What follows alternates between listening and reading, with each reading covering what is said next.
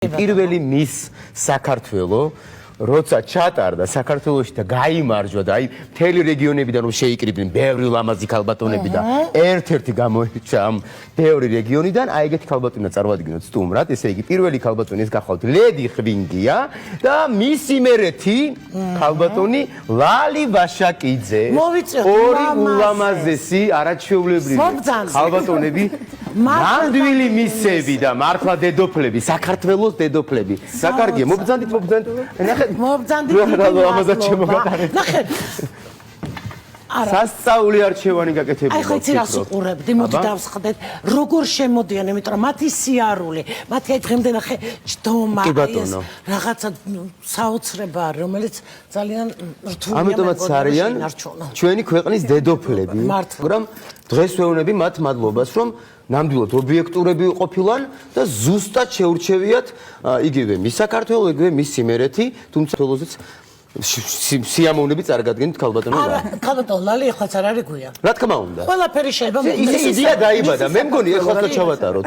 რატო არ იქნება ურიგო? არ იქნება ნამდვილად ურიგო. დავანგრიოთ სტერეოტიპები, რომ აუცილებლად რაღაცა ასაკამდე შეიძლება. მერე შეიძლება.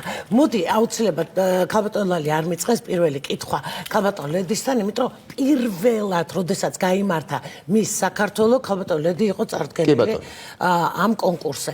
რა შეგრძნება არის ეს და მე ვამბობ რომ ცოტათი რაღაცა სანერვიულოა, რა სიტყვია სხვები, რა საერთოდ სად მოვხვდი. აი მოდით ამაზე მოგვიყევით. მოგესალმებით, დიდი მადლობა მოწვევისათვის. ისევ თქვენთანა ვარ და ძალიან სასიამოვნო, მით უფრო სასიამოვნო არის, რომ ესეთ არაჩვეულებრივ გარემოცვაში პირველი ბლოკის შემდეგი ბლოკიც ესეთივე კარგი იქნება. ზოგადად ალბათ გაზაფხული სილამაზესთან ასოცირდება, ამიტომაც ძალიან სასიამოვნოა, რომ დღეს ისევ თქვენთანა ვარ. მით უფრო სასიამოვნოა, რომ არაჩვეულებრივ მანდილოსანთან ერთად ვარ, იმიტომ რომ მის საქართველომდე ჩემს ბიოგრაფიაში იყო მისი მერეთი, თუმცა სწორედ ქალბატონმა ლალიმ და მისმა თაობამ ქუთაისში, მისი მერეთი ქუთაისში ტარდებოდა, მე მისი მერეთიც გავხდი მანამდე მის საქართველომდე. სწორედ ქალბატონი ლალი და მისი თაობა იყო პიონერები ამ სილამაზის კონკურსების ისტორიისა ჩვენს ქალაქში ქუთაისში.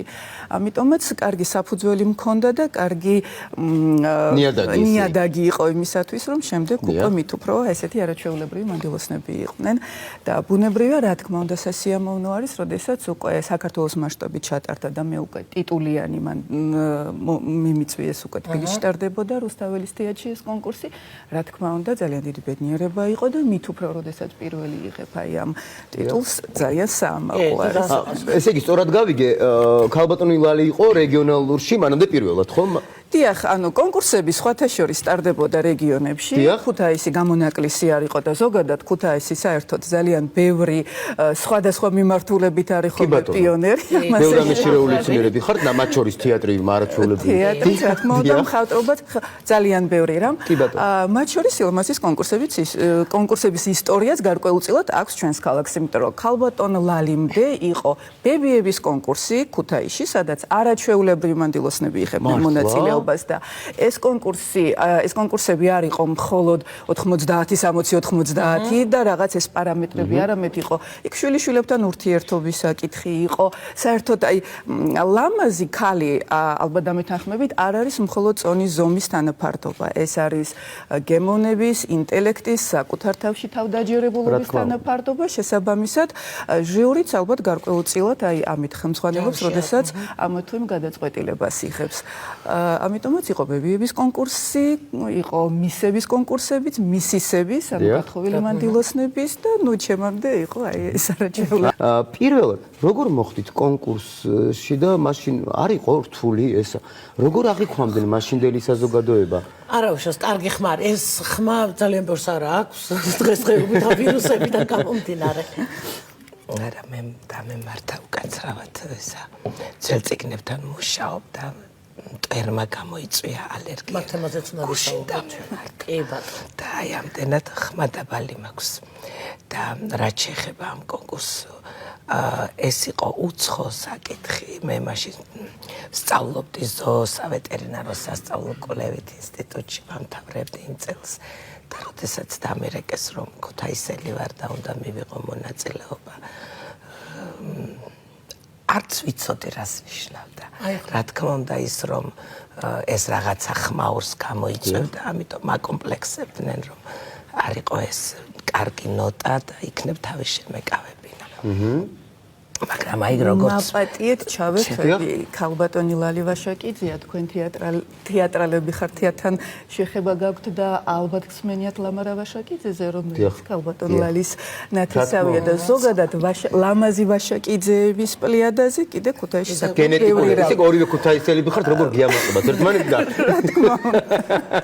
ზოგადად ქუთაისი არა მარტო სილამაზი და ლამაზი ქალბატონებით არის სავსე როგორც აღნიშნეთ სხვადასხვა სფეროში საერთოდ კულტურით ძალიან განსხვავდება ეს ქალაქი სხვა ბევრი დიდ ქალაქთან ერთად მაგრამ ქუთაისი შემთხვევით გამორჩეული ქალაქი და მიყვარს და დიდი სიყვარულით მოგიკითხოთ სხვადასხვა რომ ქუთათურებო პატივისცემით და მოკრძალებით არა ლედი არის ნამდვილად ის შემთხვევა რომ ეს ლამაზ ხეულში ლამაზი სული ყველაფერს ლამაზად აღიქვას ქალბატონალი არ შეიძლება არ კითხო ნახე მაშინებდნენო აი როგორ გიპოვეს ვეტერინარულ აბსოლუტურად განსხვავებული პროფესია როგორ გიპოვეს რომ შემოგთავაზეს როგორ ვის უთხარით პირველი და როგორ იყო შემდეგი ნაბიჯები? მაშინ მოგეხსენებათ მობილური არ იყო და დედასთან დარიგეს სახლში და მითხრეს რომ უნდა მივსულიყავი რედაქციაში თუ ტელევიზიაში და როდესაც მივედი მაშინ ამიხსნეს რომ კონკურსი ტარდება და ქუთაისელი ვარ და აუცილებლად მონაწილეობა უნდა მივიღო ეს არ არის ჩემი პიროვნული საკითხი თუ საქმე სჭირდება ქალაქის სახლი ოჯახი რას ამბობდა ამ დროს? არ იცოდნენ რა შედეგი გამოვიდოდა. ელოდებოდნენ საზოგადოებიდან უარყოფით დამოკიდებულებას, მაგრამ ნამდვილად იმდენად კარგი ნოტა წავიდა იმ დროს და ლამაზად ჩატარდა ეს ყველაფერი, რომ მხოლოდ პოზიტივი დატოვა საზოგადოებაში. მხოლოდ დატოვა კიდევ უფრო განვითარებული თემაა ამ კუთხით. იმ პერიოდში გათხოვილი არ იყავით, ხო? ორი შვილი მყავდა. ორი შვილი ყავდათ. აი ქრისტინეგე. აი, სამი წლის ქრისტინეგე. აი. ეხლა ქრისტინეზეც გითხარით. ქრისტინე. რა кай კადრებია. კი, მაშინ მოგეხსენებათ 92 წელია და დაძაბული პოლიტიკური მდგომარეობაც ჰქონდა და თავისუფალი თემა რაღაც უნდა შეკვეთავაზებინა. რა თქმა უნდა, ქართული დროშა გავიტანე მაშინდელი ჩემო კარგო ქვეყანა, გუნდი თანაერთობლივად და ეს კარგი მომენტი იყო იმ დროისათვის კი. არა, მარტო ეს არა, კიდე ძალიან საინტერესო, ასე ვთქვათ, ისტორია ქრისტეს და ეგეც უნდა მოგყვეთ. აი ბებიების კონკურსი ახსენა ლედი და ჩვენ ზოგადად ოჯახი გაგეცინება და ამ ბებიების კონკურსში დედაჩემი და მონაწილე. შემდგომში ხომ მისი გახდა როგორც ის თქვენი შვილი ხო? შვილი კი, მაგრამ დედაჩემი მეორე თუ მესამე ადგილზე გავიდა და მე ჩატარდა მისი მერეთი. და ჯერ დედა თქვენის მონაწილეობა იყო ესე გასაგები. და შემდგომ უკვე ჩემი ქრისტინე კი გახდა 2008 იყო თუ 9 მისა ვიცემის საქართველო და წავიდა მალაიზიაში სოფლიო კონკურსი იყო იქაც და სადაც მის სოფლიო პერსონა მიიღო. ქრისტინე 6 კონკურსის 7 პრიზიორია. რაღაცა ზედმეტი თავდაბლობა ახასიათებს ალბათ ამას არ ვაჟღერებთ ხოლმე. 7-ვე პრიზი მაქვს ქრისტინესი 6 კონკურსიდან მიღებული. კი და თავარი ყველაზე დიდი პრიზი ახლა მისი ბაგრატია.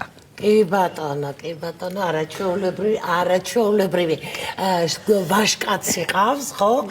და შეიძლება ითქვას, რომ დედოფალი არის, იმიტომ რომ ბაგრატიონის მეუღლე ყავს, ხო? და არაჩვეულებრივი ფოტოები და ძალიან კარგი ფოტოსესიები აქვს ქრისტეს, რასაც ჩვენ თვალყურს ვადევნებთ სოციალური ქსელში. საერთოდ ვამბობთ ხოლმე გარეგნულ სილამაზეს თან უნდა სდევსდეს შინაგანი სილამაზე, რომ ეს ყველაფერი ჩანდეს უფრო მეტად. მხოლოდ გარეგნობა არ არის საკმარისი იმისათვის, რომ ლამაზად ჩაითვალო. აუცილებელია თავდაბლობა, ინტევებლობა, სიყვარული, პოზიტიური საუბარი, ეს თან უნდა გქონდეს კი. და ალბათ ურთიერთდამოკიდებულებების თავისთავად კონკურსზე შიგნით რომ მე უკვე ჟიური ამასაც ხედავს, ხო ალბათ. მე რა მაინტერესებს ეს უნდა მოითმინო. მე მახსოვს ქრისტინეს უცხოეთში რომ დაუყვებოდი, საქართველო არის ჩემპიონი აიღო. უცხოეთში როცა დაუყვებოდი ქრისტინეს კონკურსებზე ხშირად იყო იქ ურთიერთდაძაბულობა. ეს საქართველოში არასოდეს არ ყოფილა. არა ხო? არა, ნამდვილად. და იქ ხდებოდა ეგეთი რაღაც, მაგრამ არ უნდა მიაქციო ყურადღება. განსხვავება თქვენს დროს როგორც ტარდებოდა კონკურსი და შემდგომში უკვე თქვენი შვილი ქრისტინეს დროს ჩატარებული კონკურსებში რა განსხვავება იყო? მაშინ რას ენიჭებოდა უფრო პრიორიტეტულად მაგალითად უპირატესობა და ქრისტინეს დროს რას მიექცა უფრო ყურადღება? რა თქმა უნდა დიდი დრო გავიდა მას შემდეგ და ტექნოლოგიებიც განვითარდა, სოციალური მედიაც მეტად განვითარდა, საზოგადოების დამოკიდებულებაც მეტად განვითარდა და ძალიან რადიკალური სხვაობაა, რა თქმა უნდა, მეტი ლამაზი იღებს უკვე მონაწილეობას და ჩვენ დროს უცხოხილი იყო და ბევრი კონკურსებიც არ ტარდებოდა იმდენად და ქვეყნის მდგომარეობაც რთული იყო მაშინ შედარებით. მეტი ლამაზი იღებს მონაწილეობასო, ეს ჩემთვის ცოტა წარმოუდგენელია. შეიცვალა სილამაზის რაღაცა სტერეოტიპი და ინგრადა სტანდარტები შეიცვალა? თავისთავად კი. კი, უკვე საერთაშორისო მასშტაბითაც მეტი კონკურსი ტარდება და მეტი მოთხოვნებია. მე როდესაც ქრისტეს დაუყვებოდი, ყურადღებას აქცევდნენ. იქ ყველა ჟიურის წევრი ამ გოგონებთან ერთად ცხოვრობდა და აქცევდნენ მათ განწყობას, მათ აზროვნებას, ყურადღებას და მახსოვს რომ თურმე არც ვიცოდით, რომ ქრისტინემ მის პერსონა, მსოფლიო მის პერსონა გახდა. მაშინ უთხრეს რომ ჩვენ გაკვირდებოდით შენს თვისებებზე და გაკვირდებოდით შენს დამოკიდებულებაზე გოგონების მიმართ და აზროვნების მიმართ და კი თვისებები რომელსაც ამ შემთხვევაში ქრისტინე ფლობს რითი გამოირჩევა როგორც დედამ კი ამ შემთხვევაში უკვე როგორც მაგალითად ჩემფასებელმა ესე გვესაუბრეთ მე როგორც დედას კითხავთ კიდე რაღაცები გვაინტერესებს ჩვენ ხშირად ვეუბნები ხოლმე ზედმეტად თავდაბალია არანაირი ამპარტავნება მას არ გააჩნია ეს კი კარგია მაგრამ ყოველთვის ეძებს ოქროს შუალედს. ხანდახან საუბარში იმდენად დაიღლება, რომ მას დაუმტკიცოს, რომ ის კი მართალი და კარგია, მაგრამ იცი ესე ჯობია მოვიქცეთ. და ვუხსნი ხოლმე, რომ შენ არ ახარ არავის აღზრდელი. მოდი აუხსენე აუცილებელი და მოეშვი მის დარიგებას. ცოტათი რთულია ბაგრატიონების ურძლობა და მეთანხმები, ხო? ძალიან დიდი პასუხისმგებლობა არის. სანამ ეს ოჯახი შეიქმნებოდა, ქალბატონლალი თქვენ მესაიდუმლე იყო, როცა გაიგეთ, რომ ქრისტე თხოვდება და ბაგრატიონების რძალი უნდა გახდეს. საერთოდ ჩემი შვილების ცხოვრებაში ყოველთვის აქტიური ვარ. ყველა მათი დრო ვიცი, მოგეხსენებათ, ბიჭი მყავს ერთი ახლა და ყველა წუთი ვიცი ის სად არის, ამიტომ მე არ ვარ შვიდი დედა. მე ვარ დაღლილი მაგათი სამივეს ყურადღებით და განა ჭირდებათ. მე ვერ ვისვენებ და ამდენად ჩემი ქრისტინე სადაც იყო ყველგანი ქვიყავი და ჩემთვის დამალული არაფერი ყოფილა. და რაც შეეხება ჩემი იოანე ბაგრატიონს, როცა ჩამობრძანდა და გავიცანით, რა თქმა უნდა, განავაქებ ახლა მე არ შემიძლია მისი განსაკუთრებული თვისება არ აღნიშნო, მისი განსაკუთრებული კულტურაში ნაგანი და ის მასაც იგივე თავდაბლობა ზედმეტი იმ ხრივ რომ ის არის ერთადერთი სისხლის მატარებელი ევროპისა და საქართველოს სამეფო დინასტიისა.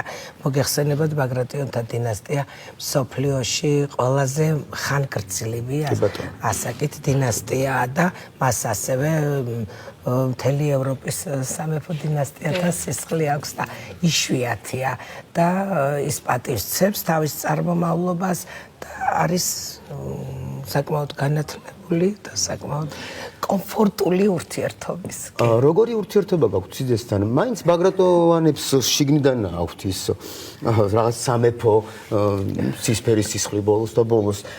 ისეთები არიან, რომ შეხედავ ხმის ამოღებლად მაინც დისტანცია გიჩნდება თვითონ ადამიანს და თქვენ როგორი ურთიერთობა გაქვთ?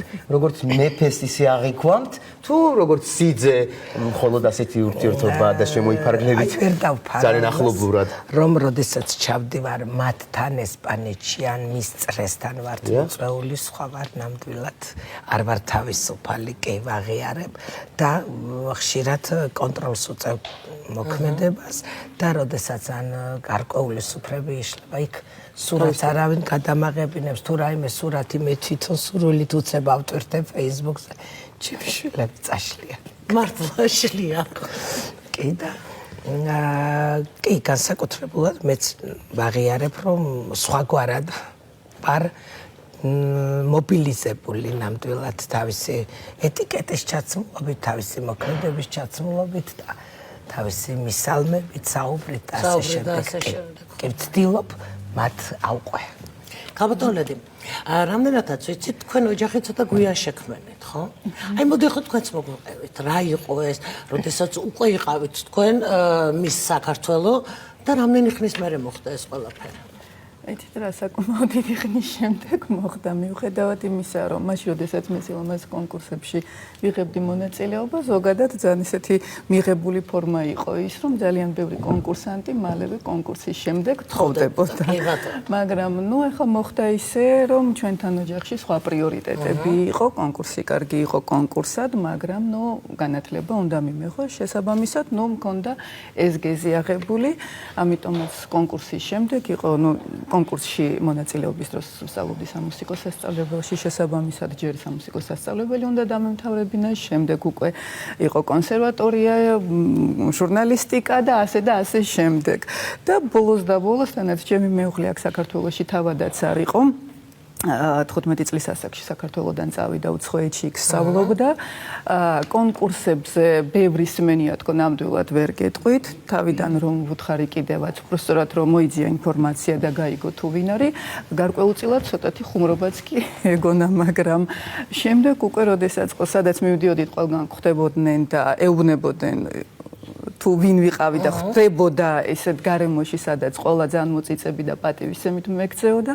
შემდეგ უკვე რა თქმა უნდა ბუნებრივია ბედნიერი და ამაყი გახდა და არის კიდევაც, ამიტომაც არის ხოლმე რა თქმა უნდა დაუძახებ, რომ უბრალო ადამიანი არ აკავსოთ ერთ-ერთი სასურველი მანდილოსანი დიახ. შემდეგ კითხვა რა თქმა უნდა ორივეს გიხებათ და მოვისმენთ სიამოვნებით ამაზე პასუხს. თქვენ დროს მაინც არ იყო ინტერნეტი და ასე საზოგადოების ხო და არ იყო ეს აღუნიშნე და მაშინ საზოგადოების აზრი ისეთოსე ძალიან რთულად გასაგები იყო. დღეს ყველაფერი ვიცით ჩვენზე ვინ რას ლაპარაკობს, ვინ რა აზრის არის. როგორ ხდებოდა მაშინ საზოგადოების აზრის თქვენამდე მოსვლა და რამდენად დამახინჯებული მოდიოდა, რამდენად სწორად მოდიოდა და შემდგომში ამან თუ იქონია გავლენა თქვენს მომავალ ცხოვრებაში? ეცით რა ზოგადად საზოგადოებრივი აზრი, რა თქმა უნდა, ხედავ ბუნებრივია, მაგრამ გამომდინარე იქიდან რომ მე ბავშვობიდან ძალიან აქტიური ბავშვი ვიყავი და ძალიან ბევრ სხვადასხვა აქტივობებში ვიყავი ჩართული, შესაბამისად ვიცოდი იმ ადამიანების განწყობა, რომლებიც არა მხოლოდ ჩემს გვერდით არიან, არამედ ზოგადად. თანაც თქვენი ყოფილი კოლეგაც ვიყავი, მუშაობდი ტელევიზიაში წლების განმავლობაში წამყვანად და რაღაც უფრო მეტი რა თქმა უნდა სიმპათია იყო ძალიან ბევრი, მაგრამ ნუ იყვნენ ადამიანები, რომლებსაც რა თქმა უნდა ჰქონდათ რაღაც ესეთი ნეგატიური მოკიდებულებაც, მაგრამ იცით რა, მე მგონი ეხლა გაცილებით უფრო მეტი ნეგატივი მოდის აი ზუსტად იმ სოციალურ ქსელებში, ვიდრე მაშინ იყო. არ ვიცი ეს რით არის განპირობებული, რა თქმა უნდა არ არის სასიამოვნო, უფრო მეცაც გეტყვით, ამ შემთხვევაში ჩემი ოჯახის წევრები ალბათ უფრო განიცდიან, როდესაც რაღაც ნახავენ ისეც რაც არ არის სასიამოვნო, მაგრამ მე ალბათ გარკვეულწილად იმუნიტეტიც გამომიმუშავდა და ცით არის არაჩვეულებრივი ბრიტანული თვალწინები გამოთქმა, კატას არასოდეს აინტერესებს რას ამბობენ მასზე თაგვები. თუ კი ამით ვიხემძღვანელებთ, იცით რა და იყოს ყველას ვერ მოეწონები, არ შეიძლება ის რაც მე მომწონს ის თქვენ მოგწონდეთ, მაგრამ ნუ რა თქმა უნდა სასურველია რომ არ იყოს ის ნეგატივი, მაგრამ რა კი აქვს იყვნენ თაგვები, თქვენ შემთხვევაში როგორ ხდებოდა ქალბატონო? მახსოვს მაშინ პრესაში დაიწერა. მაშინ მუშაობდა პრესაში, გაზეთაში და სხვადასხვა პრესაში დაიწერა და ეხლა საქართველოს თვითონ პატარა და ქუთაისი მით უმეტეს და რა თქმა უნდა ერთმანეთთან საუბრებიც არ იმალება, მაგრამ ვერ გეტყვით, არ მახსოვს არც ერთი ნეგატივი. არ მაგონდება ნამდვილად არა. რა კარგია. მაშინ გაცილებით უფრო კარგად და პოზიტიურად იხებდნენ აი ამ ასეთი ტიპის აქტივობებს, ვიდრე ეხლა არის. ეხლა დაახლოებით მაინც ვიცით, რომ არიან ადამიანები, მაშინათვე გამოძებნიან ნაკს. არ არის აქ საუბარი, ოდესაც სილამაზის კონკურსზე გამარჯვებულზე ან ზოგადად მონაწილეზე არის საუბარი. აქ ჟიურიც არ ხელმძღვანელობს რაღაც განსაკუთრებული რაღაც მიდგომებით და არ ვიცი უბრალოდ ის ადამიანები რას ელოდებიან, აი როგორი უნდა იყოს და დარწმუნებული ვარ, შევა ძალიან ბევრი იგივე მსოფლიო დონის ვარსკვლავი ან ულამაზეს ხალათ აღიარებული, ალბათ მათი მოსაწონიც არ იქნება ეგრე არის, მაგრამ იცით რა, მსოფლიო სილამაზების ბევრი ვიცით პანდილოსნები, რომლებიც ვიღაცებს მოგწონს, ვიღაცებს არ მოგწონს. და ამაზე მიდის ხოლმე ბევრი დავა. დიახ, არის უბრალოდ რა თქმა უნდა სასურველი იქნება თუ კი ეს არ იქნება რაღაცა შეურაცხმყოფელი, თორემ აზრი რა თქმა უნდა ყველამ უნდა გამოთქვას. მე რაღაც სილამაზეს ისიც იცვლება დროთა განმავლობაში და მე ყოველთვის ვამბობ, გემოვნებაზე დაობენ. თუ ამას არ დაობენ, სწორედ გემოვნებაზე დაობენ. ძალიან დიდი მადლობა ქალბატონებო, სასწაულად ლამაზები ხართ და სულ ასეთი ლამაზები იყავით დიდხანს და გიხარი რომ ჩვენი ეთერი გაალამაზეთ კიდევ ერთხელ და მრავალჯერ გისურვებთ რომ გაალამაზოთ და მობზანდით ხშირად თქვენი არაჩვეულებრივი სილამაზით და დაგვატყობეთ. იმიტომ რომ ქალბატონ ლალის ძალიან საინტერესო კიდევ პროექტი აქვს და თემები. აი მტვერიო და ალეგია მაკო. ქალბატონ ლალის სანამ გავალთ რეკლამაზე ორი სიტყვით რომ გითხრათ რომ ინტრიგა დავტოვოთ. შემდეგი თქვენ უცებ გეტყვით რომ ახლოვდება მსოფლიო ვეტერინარიის დღე 26 აპრილს აღინიშნება და ჩვენ ვეტერინარები ამას ყოველთვის აღნიშნავთ პომპეზურად სხვათა შორის და აი ამ დღისთვის მაქვს ძალიან კარგი მოკლე ჯერ პროექტი ვეტერინარიის ისტორიის შესახებ. ვეტერინარიის ისტორია იწყება მაშინ, როდესაც კაცობრიობა და ცხოველი არსებობდა. ეგ არის ქვის ფურცლებიდან ხელოვნებიდან მეცნიერებამდე უნიკალური პერიოდი. ყოველთვის დაფასება ჰქონდა ჩვენ დარგს. თავად სიტყვა ვეტერინარი პირველი საუკუნიდან მოდის, მაგრამ ცხოველთა მოვლელი, ცხოველთა მკურნალი ყოველთვის არსებობდა და საქართველო არის მსოფლიოში უპირატესი და პირველი დვანისის არქეოლოგიური გათხრების შემდგომ. და აი ამ თემაზე აუცილებლად მანამდე აუცილებლად მოგიწევთ ჩვენ ვიდრე ეს თარიღი დადგება და ახლა რეკლამაზე გავალთ და ძალიან მალე დაგიბრუნდებით.